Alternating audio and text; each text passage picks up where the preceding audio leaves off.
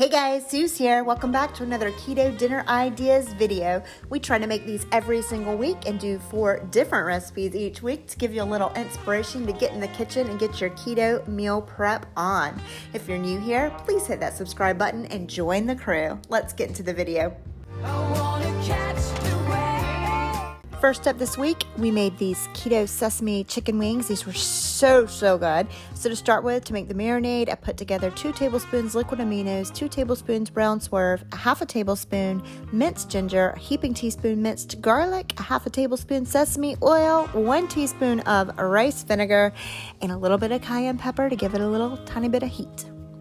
Then I just whisked this all together until everything was well incorporated, and especially that brown swerve was nice and broken up. Stuck that to the side, grabbed my chicken. This is just 12 wing parts, the flats and the drums. I buy these in bulk from Costco. It's about 1.5 pounds total. Pouring half of my marinade on top of them. I do have them in a freezer bag so that it won't leak. And I'm just squishing it all around until my chicken is all the way coated. And I'm gonna put this in the fridge for a couple hours and let it marinate. If you have time, I do suggest doing it overnight because that's always better, but I'm always running short on time by the time I get dinner going.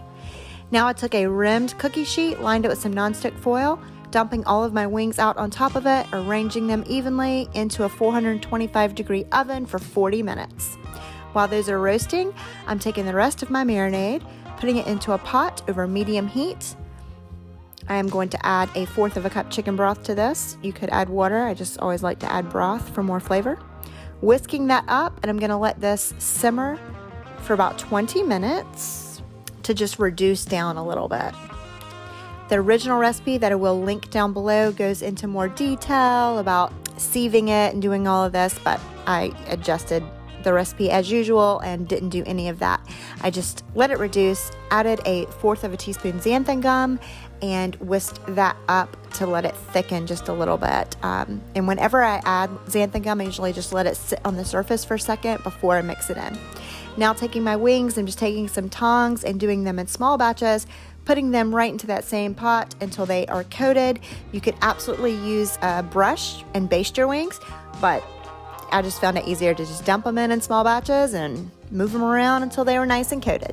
Here they are plated up. I did top them with a little bit of chives and sesame seeds. My husband and I split these. We absolutely love them. I highly recommend trying this recipe out. We did serve them with a little bit of chunky blue cheese that's not pictured here, and they were absolutely delicious. Next recipe of the week, I tried out the Keto 5-spice pork tenderloin from I Breathe I'm Hungry. I'll link the original recipe down below. So to start with, I got some of the 5-spice powder. I will put a link down below for some off of Amazon. Basically a mixture of star anise or anise, depending on which part of the world you're in, cloves, cinnamon, fennel, and black pepper. Put a tablespoon plus a teaspoon of that and a tablespoon of brown swerve along with a teaspoon kosher salt in a dish. Mix it all together.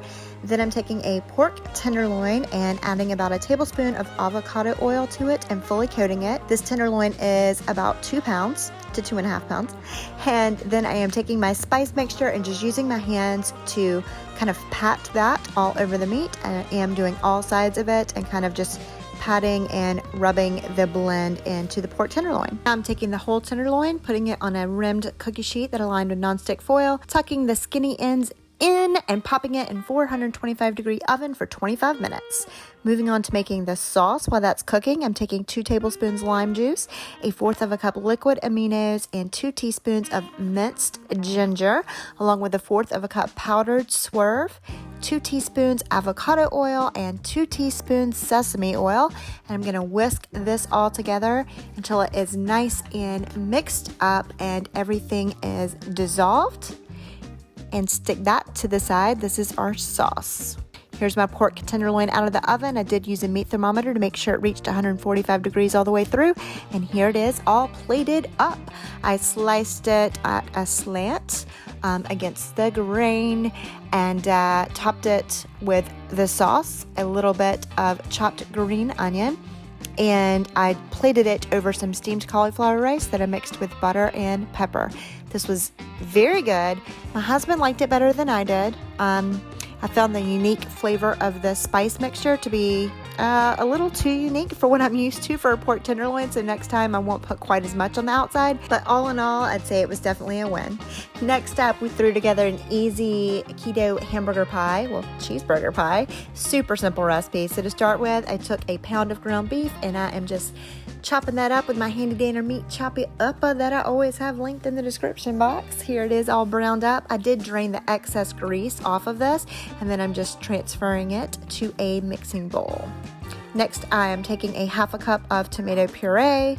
You can just use plain tomato sauce or just blended up tomatoes, and adding 2 tablespoons of flax meal, a half a tablespoon of Italian seasonings, a half a teaspoon of sea salt, a teaspoon garlic powder, 2 cloves of garlic, it's just like a heaping teaspoon of minced garlic, 1 beaten egg, and then I'm mixing that together really well. Taking a glass pie casserole dish, this one's just under 9 inches diameter, and I'm just pouring my meat mixture into that and smoothing it out. I did spray it with olive oil first.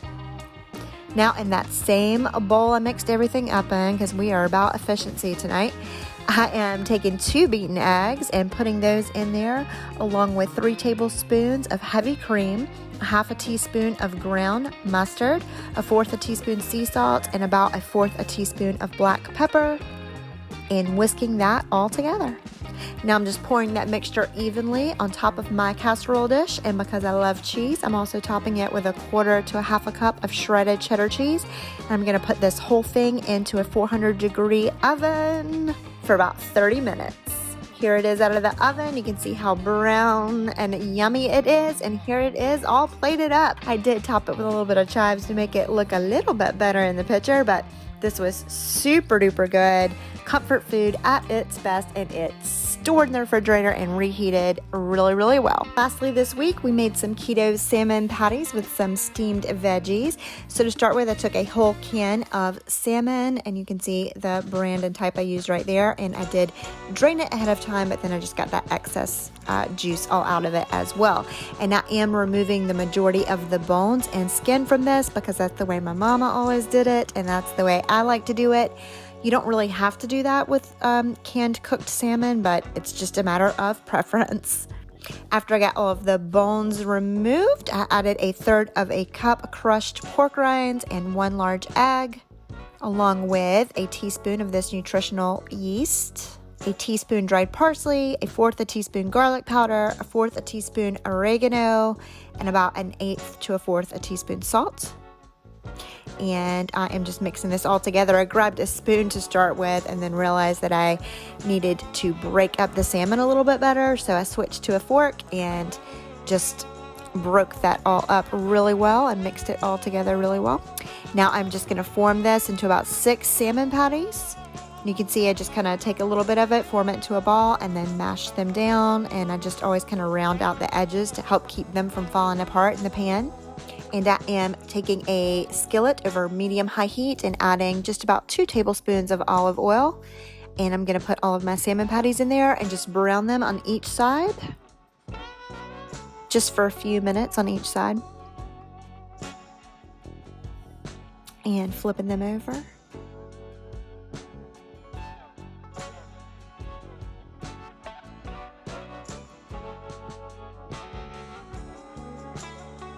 And here they are all plated up. This was a very, very quick weeknight meal. I served them with a little bit of steamed cauliflower and broccoli that I seasoned with butter and rotisserie chicken seasoning. It's a blend that I like to use sometimes for my veggies. Now, these were delicious. My husband loved them. I'm a little nostalgic when it comes to salmon patties though, because my mom always made them and hers were so good that I literally would get them out of the refrigerator the next morning and eat them cold as a snack. That might sound gross, but that's how good they were. And then my grandmother and her daughters all made a different version that were also very good but different. So I will probably just try to adapt one of their recipes next time, because when I think salmon patties, I think those traditional kind of southern salmon patties, but these were good. My husband loved them, but they just didn't hit the spot for me for that kind of childhood craving of the salmon patties that I grew up eating. There you go, guys. That's what we had for dinner on keto this week at our house. If you like this video, please give it a thumbs up, hit that subscribe button, join the crew. Please share this video with your friends, and we'll see you next time. Bye, guys.